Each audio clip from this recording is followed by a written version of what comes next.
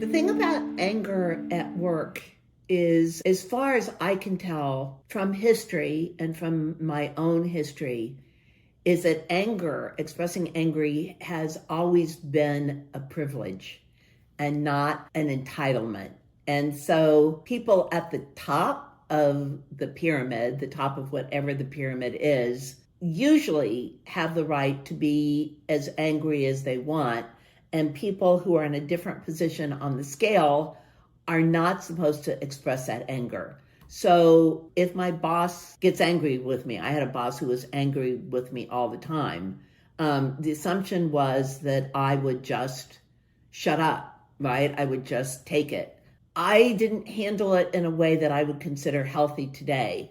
I think today there's still limitations around what anybody who's not in a position of power is supposed to say in the heat of anger, right? If you are on the support staff of a nonprofit, you're not supposed to yell at the CEO.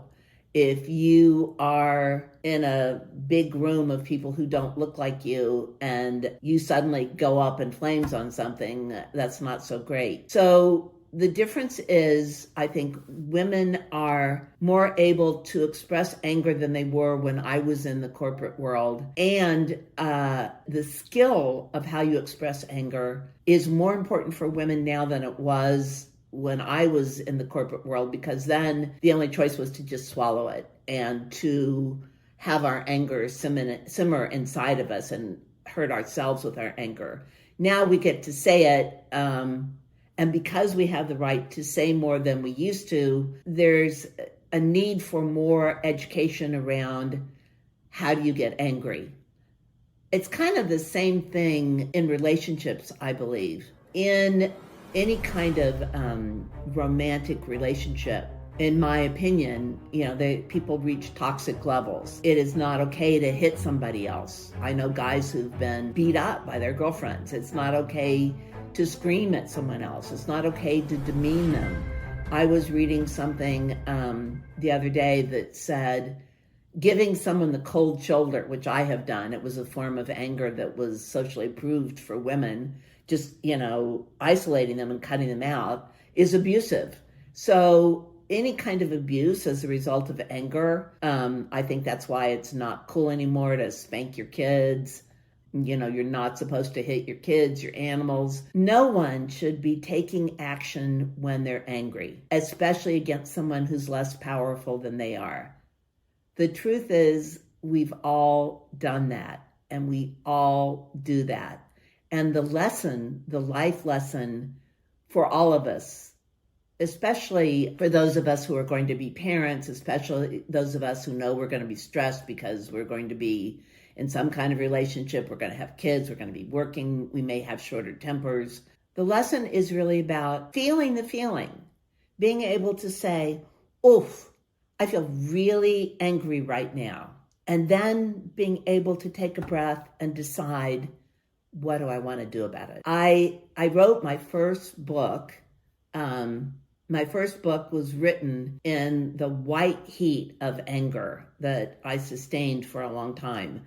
And you can tell by the title. Now, I will tell you that publishers pick titles, so it wasn't my title, but it was a line from my book and a quote. And the title of that first book was "Work Would Be Great If It Weren't for the People." And I was so angry because I felt that my company had mistreated me. I felt that my company had mistreated employees. I felt that it was still mistreating people who were trying to get it to do the right thing. I just felt that the company I worked for was toxic, and I was enraged. I left the company I was working for in a white, hot meltdown level of anger. I felt that they had treated me badly. I believed they had lied knowingly. I believed that they were not telling the truth to other people who worked for them, to their customers, to government regulators, to each other. And I was being asked and did represent the company on a very high-profile news program. I spoke in defense of the company on 60 Minutes, which I'm not sure that's still around, but it was in its time a huge American news show.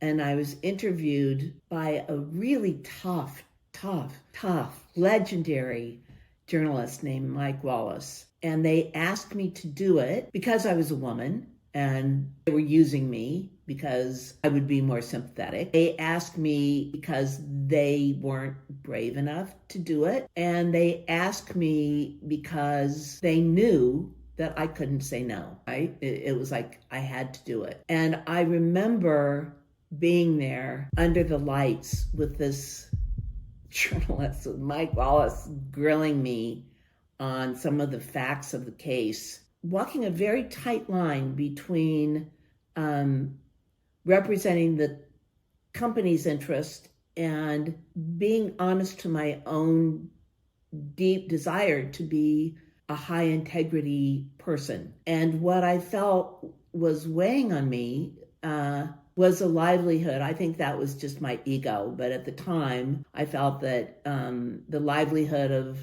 tens of thousands of people who worked for the firm was potentially at risk if I messed this up. So I had, those soft serve ice cream cones that are chocolate and vanilla. I was like a soft serve swirl of emotions where the big ones were fear and anger. And the anger just didn't diminish. And finally, something happened that was just the final straw. And I found out that they were assuming that I would take it, this action that I thought was just beyond abusive, that I would put up with it because they knew that Jimmy, now known as Pop Pops, had lost his job. And they knew we had kids. And they believed that I wouldn't leave because we would go from being a 2-income family to a no-income family. I was numb. I was so upset about this. It felt like I had lidocaine, that numbing cream, injected in me, and that had gone about an inch deep in my body.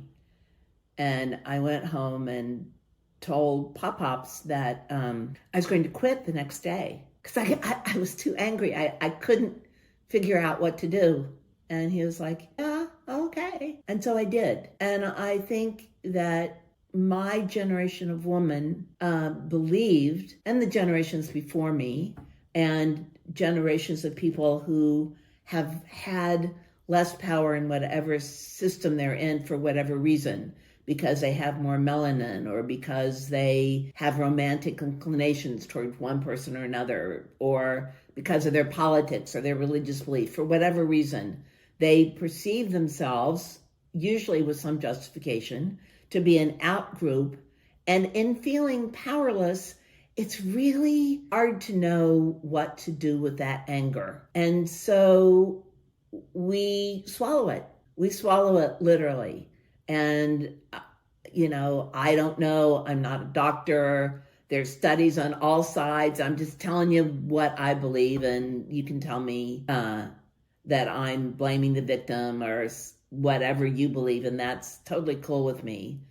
But when I look at the studies that show for women and for groups that have been out groups in whatever culture they're in, the incidence of certain kinds of illnesses is higher, right?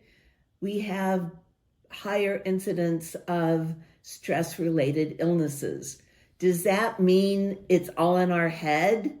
No, because when you say it's all in your head, it sounds like there isn't something going on outside that would make you feel that way. Damn right, there is something going on outside that would make you feel a certain way. For those of us who have felt we're not being treated fairly, then it gets down to what do you do with the anger? it's almost like recycling. Does it go in the garbage? Does it go in the recycling bin?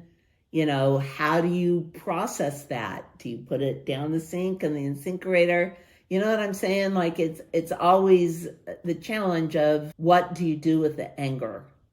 And I see that as an ongoing challenge for so many people today, maybe because, my experience is that you encounter more anger because everybody's got a microphone to shout about what they're angry about. And particularly if you are what I would call an empath, you pick up on all those signals.